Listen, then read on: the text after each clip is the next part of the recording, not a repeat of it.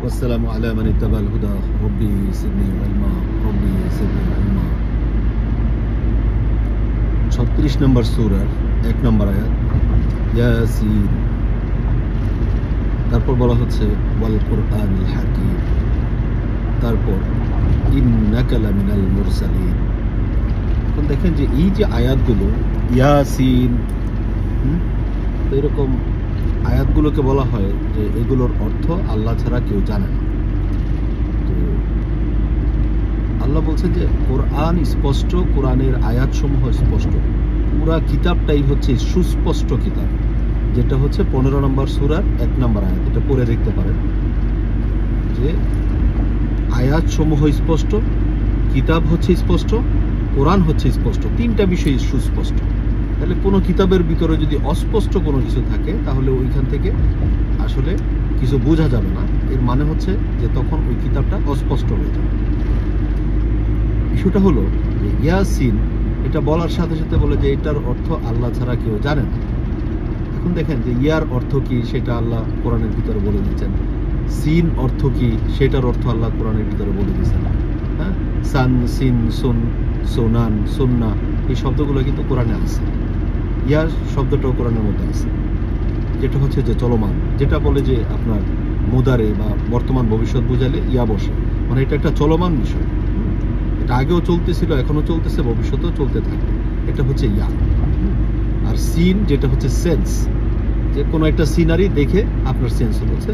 ধরেন যে মোনালিসার ছবিটা সবাই চিনে, সেটাই বলে যে একটা সিন আপনি দেখলে আপনার একরকম সেন্স হবে যে মনে হয় মোনালিসা হাসতেছে। আরেকজন দেখে তার একই ছবি, সে দেখে মনে হচ্ছে যে মোনালিসা কাঁদতেছে।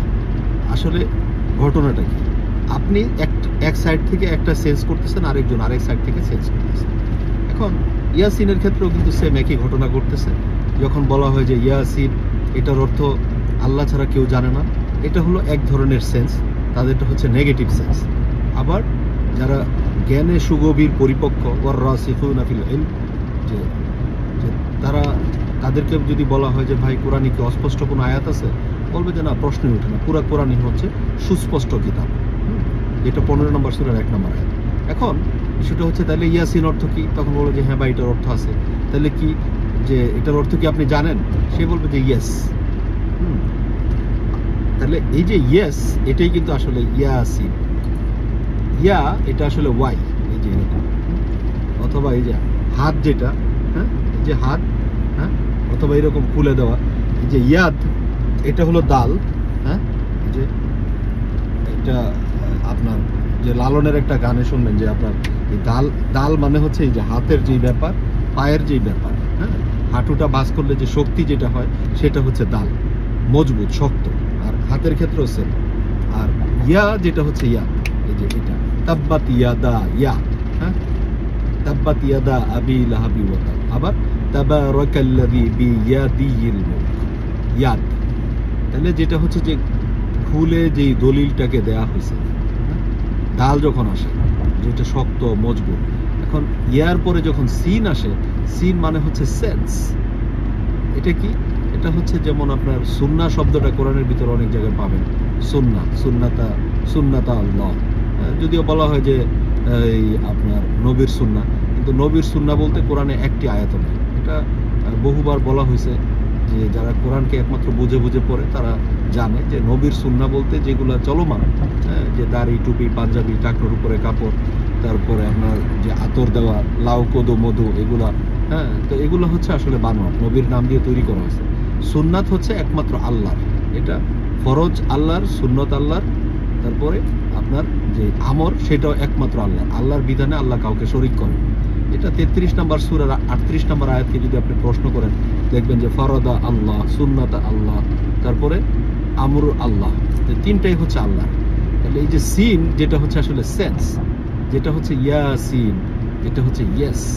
অথবা আপনি যদি পজিটিভলি ধরেন, তাহলে এখন যদি যারা নেগেটিভ চিন্তা করে তাদেরকে যদি জিজ্ঞেস করা হয় যে ভাই ওরা তো ইয়াসিনের অর্থ বলে, তো আল্লাহ না নিষেধ করছে যে আল্লাহ ছাড়া কেউ অর্থ জানে না, বলো যে হ্যাঁ, তারাও কিন্তু হ্যাঁ বলতেছে, বাট নেগেটিভটাকে হ্যাঁ বলতেছে।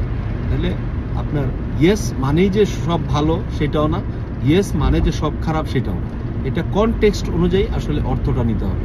যদি বলি যে ভাই আপনি কি পানি পান করতে পারেন, আপনি বলবেন যে হ্যাঁ। যদি বলি যে ভাই আপনি কি সে ধরেন যে রকেট চালাতে পারেন, তখন বলবেন যে না। তাহলে অথবা জিজ্ঞেস করলাম যে ভাই আপনি কি গাড়ি চালাইতে পারেন না, আপনি পারেন তো না, বলবেন যে ইয়েস। অথবা পারেন না তো, তাই না, ইয়েস। তাহলে ইয়েস শব্দটা আপনার নেগেটিভটাও পজিটিভ অর্থ হতে পারে, পজিটিভটা নেগেটিভ অর্থ হতে পারে। এখন যে ইয়েস, যাকে জিজ্ঞেস করবেন যে ভাই ইয়াসিনের অর্থ তো আল্লাহ ছাড়া কেউ জানে না, তাই না, বলবে যে হ্যাঁ ইয়েস। তাহলে সে কিন্তু আসলে ওই যে 15 নম্বর সূরার 1 নম্বর আয়াতের বিরোধিতা করবে, কারণ সে যাই না হোক না জেনে হোক হুজুররা তাকে শিখাইছে, স্কলাররা শিখাইছে, তো ওইখান থেকে সে নিছে। কিন্তু আল্লাহর কোরআন সুস্পষ্ট, প্রত্যেকটা আয়াতে হচ্ছে সুস্পষ্ট। এখন পরের আয়াতে কিন্তু আল্লাহ তাই বলছেন, যেটা হচ্ছে ওয়াল কুরআনিল হাকিম। ইয়েস, এই কোরআনটা হচ্ছে কি, এই কোরআন নিয়ে কথা বললে আবার অন্যদিকে চলে যাব। হাকিম যেটা হুকুম, হ্যাঁ, কোর ইন যেটা হচ্ছে ইনকোয়ারি, হ্যাঁ, কোর ইনসাইট যেটা, এটা হচ্ছে যে হিকমার বা হুকুমের, হুক করার জন্য যত রকমের সোর্স আছে সব এটার ভিতরে আছে। ইন্নাকা লামিনাল মুরসালিন। এখন আপনি বলতে পারেন যে ভাই তাহলে এই কোরআন কি আল্লাহ বলছে ইয়াসিন, নাকি আপনার যে কোনো রাসূলকে বলছে? এখন দেখেন যে ইয়া যেটা হচ্ছে চলমান, সিন যেটা হচ্ছে সেন্স।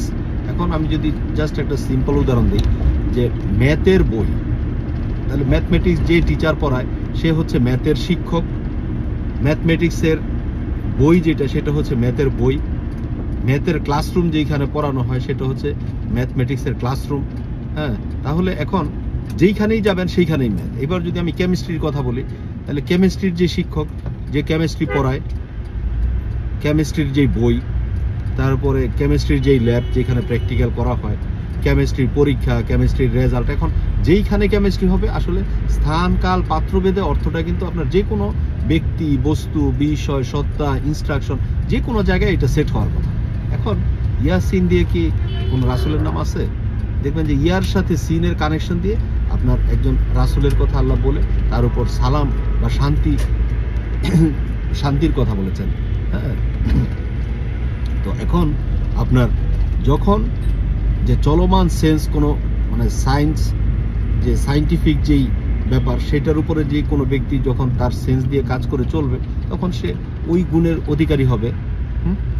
যে আর যখন দেখবেন যে কোনো আয়াতের কথা যদি বলা হয় যে আপনি কি জানেন যে আল্লাহর প্রত্যেকটা আয়াতই হচ্ছে এক একটা হাদিস, বলবো যে না এই কথা তো শুনি নাই, অথচ কোরআন তার মুখস্থ। কিন্তু 45 নম্বর সূরার যে 6 নম্বর আয়াত, ওইখানে পড়ে দেখেন যে আল্লাহর প্রত্যেকটি আয়াতই হচ্ছে এক একটি হাদিস, এবং আল্লাহ এই আয়াতের প্রশ্নের শেষে প্রশ্ন করছেন যে এরপর তোমরা আর কোন হাদিসে ঈমান আনবে। এখন নবীর নামে, রাসূলের নামে, বিভিন্ন সাহাবীর নামে হাদিস মানুষ পড়তেছে, বিশ্বাস করতেছে, মানতেছে, এটা তাদের ব্যাপার।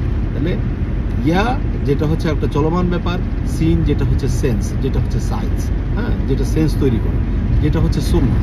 তাহলে এখন চলমান সেন্স, চলমান সায়েন্স, সায়েন্সের বক্ত বন্ধ নাই, এগুলো চলমান। হ্যাঁ, যে প্রকৃতির ভিতরে, নেচারের ভিতরে যা আছে, মানুষের ভিতরে যা আছে, এগুলো আপনার ডক্টরদের ভিতরে এগুলো ক্রমান্বয়ে মানুষের হিউম্যান বডির বিভিন্ন পার্টস নিয়ে হাজারো হাজারো শাখা প্রশাখা বের হচ্ছে, রিসার্চ করতেছে, গবেষণা করতেছে।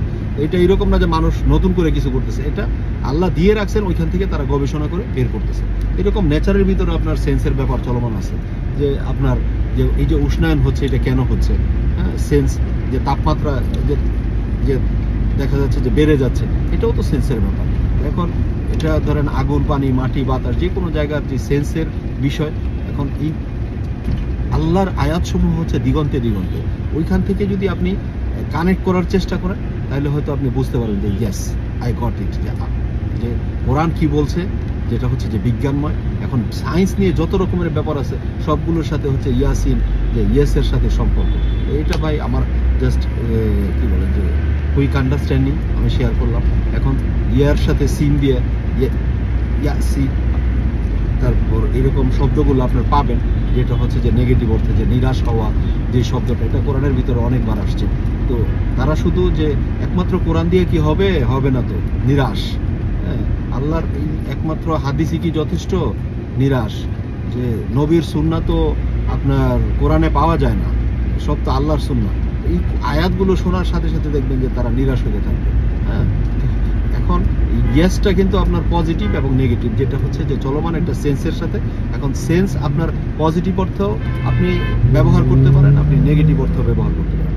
তো আল্লাহর আয়াতের ইনস্ট্রাকশনকে যারা নেগেটিভ অর্থে নিবে তারা নিরাশ হবে, যারা পজিটিভ অর্থে নিবে তারা আপনার কি যে আল্লাহর যে জ্ঞান, সেই জ্ঞানের সাথে তারা কানেক্টেড হবে যখন তারা বলবে রব্বি জিদনি ইলমা। আসসালামু আলাইকুম।